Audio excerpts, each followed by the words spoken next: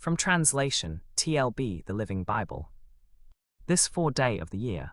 Today we are reading passages Genesis 12 to 15. Genesis chapter 12, verses 1 to 20. The Lord had said to Abram, "Leave your country, your relatives and your father's home, and go to the land that I will show you. I will make you into a great nation. I will bless you and make you famous, and you will be a blessing to others. I will bless those who bless you and curse those who curse you. All the families on earth will be blessed through you." So Abram departed as the Lord had instructed him. And Lot went with him. Abram was 75 years old when he left Haran. He took his wife, Sarai, his nephew Lot, and all their wealth and people, and journeyed to the land of Canaan and passed through it as far as Shechem. There the Lord appeared to Abram and told him, "I will give this land to your descendants." And Abram built an altar there and dedicated it to the Lord, who had appeared to him. After that, Abram traveled on from place to place, finally moving his camp to the hill country east of Bethel, and pitching his tent between Bethel on the west and Ai on the east. There he built another altar and dedicated it to the Lord, and he worshipped the Lord. Then he moved on to the hill country, going from place to place, and finally went south to the Negev. But a great famine came upon the land, and Abram went down into Egypt to live there for a while. As he was approaching the borders of Egypt, he said to Sarai, his wife, "You are a very beautiful woman. When the Egyptians see you, they will say, 'This is his wife, let's kill him and take her.' So please tell them you are my sister, so they will spare my life and treat me well because of you."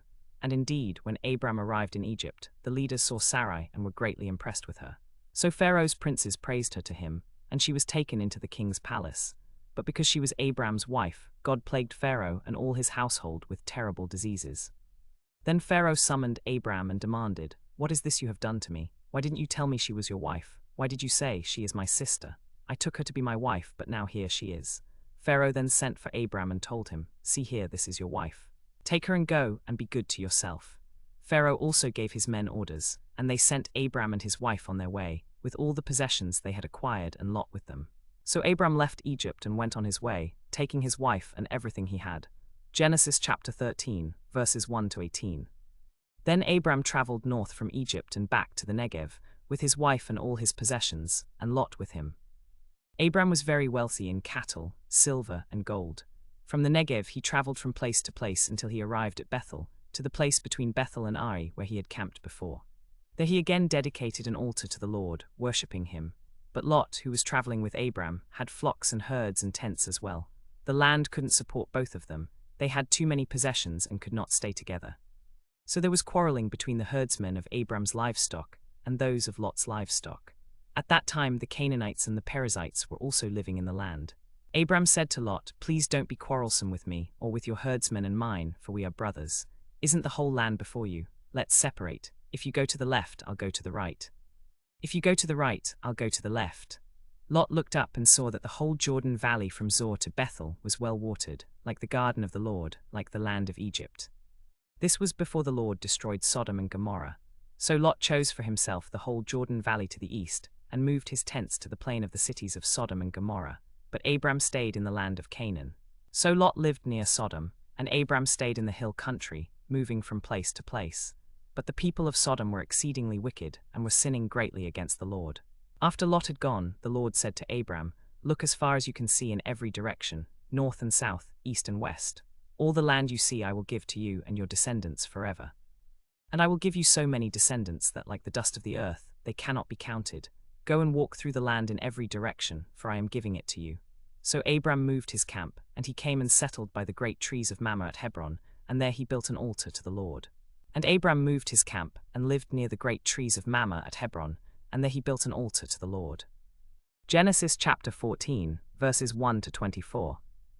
About this time Amraphel, king of Shinar, Arioch, king of Elasar, Kedorlaomer, king of Elam and Tidal, king of Goyim, waged war against Berah, king of Sodom, Bersha, king of Gomorrah, Shinab, king of Admah, Shemeber, king of Zebzim, and the king of Bela, also called Zoar. For 12 years Kedorlaomer had been tyrannizing the kings of this area, but in the 13th year the kings rebelled and joined forces in the valley of Siddim, that is, the valley of the Dead Sea.